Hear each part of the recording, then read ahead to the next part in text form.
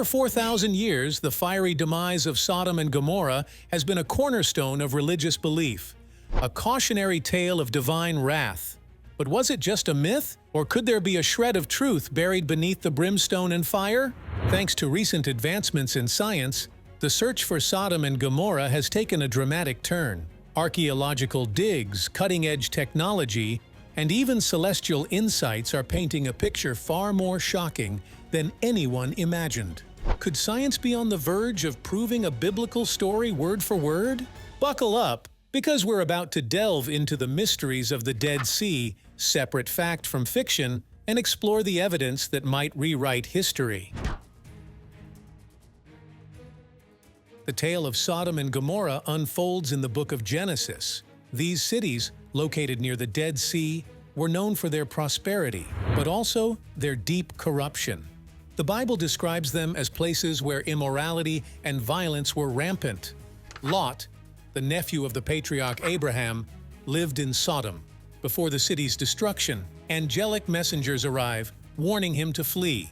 Lot hesitates, but the angels urge him, his wife, and his daughters to escape without looking back. As they flee, the Bible tells us that the Lord rained upon Sodom and Gomorrah brimstone and fire from heaven.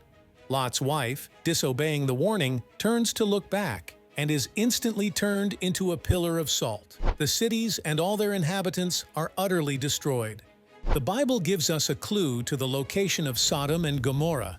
It describes them as being situated in the plain of Jordan, a fertile region near the shores of a sea known for its extreme saltiness, what we call today the Dead Sea. This is one of the harshest environments on Earth. Scorching temperatures, minimal rainfall, and water so salty that almost nothing can survive in it. It seems like an unlikely place for thriving cities to have existed thousands of years ago. But the world of the ancient Middle East was vastly different from the landscape we see today. Archaeological discoveries have shown that it was possible for resourceful societies to not only survive, but flourish in seemingly impossible conditions. Let's take a look at a place called Petra, the awe-inspiring city carved into rock in what is now Jordan. Petra was built by the Nabateans, a people who mastered the art of desert survival. From their intricate water systems to their stunning architecture, Petra stands as a testament to human ingenuity. Could the builders of Petra have had neighbors? If ancient people could create a thriving city in the desert, is it so far-fetched to imagine that other settlements, perhaps even ones as grand as those described in the Bible, could have existed nearby? The Dead Sea region might be harsh, but it held a hidden treasure.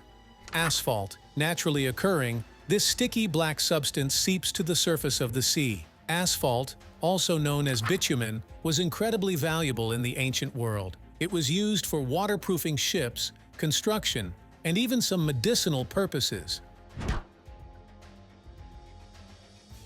Trade routes crisscrossed this region, and cities controlling access to asphalt could become immensely wealthy. The Bible indirectly mentions this trade when describing the war between the kings of the Dead Sea region and those of Mesopotamia. Could Sodom and Gomorrah have been major players in this lucrative industry? The economic angle adds another layer of plausibility to the biblical narrative. If these were cities known for their wealth and strategic importance, their destruction, whether natural or inflicted, would have been a significant event, remembered and recorded in the stories passed down across generations.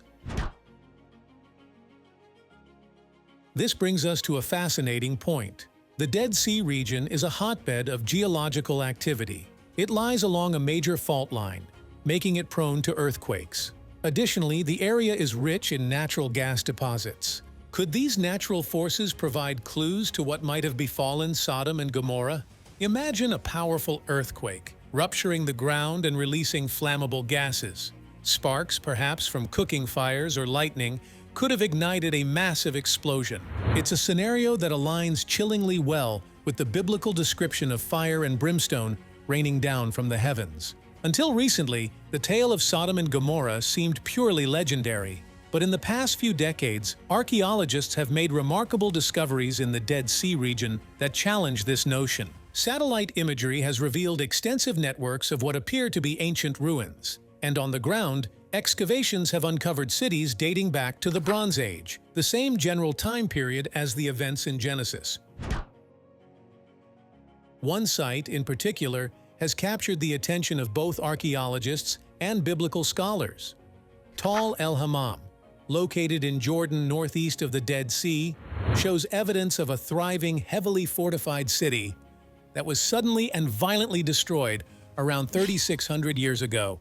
Researchers have unearthed pottery melted at extreme temperatures, the remnants of walls blown outward as if by an explosion, and bones with signs of intense trauma. Does this match the biblical account of Sodom and Gomorrah? The evidence is certainly compelling. But there's even more. A recent groundbreaking theory suggests that the destruction of Sodom and Gomorrah was far more intense than even a natural gas explosion.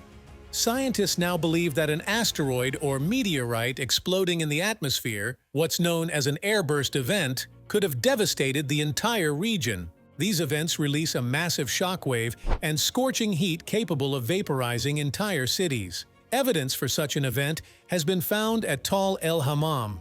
Tiny mineral grains with melted surfaces formed at instantaneously high temperatures.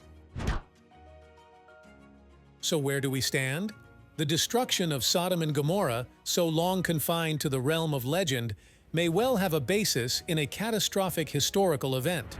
Archaeology, geology, and astronomy have come together to paint a picture startlingly similar to the one described in the Bible.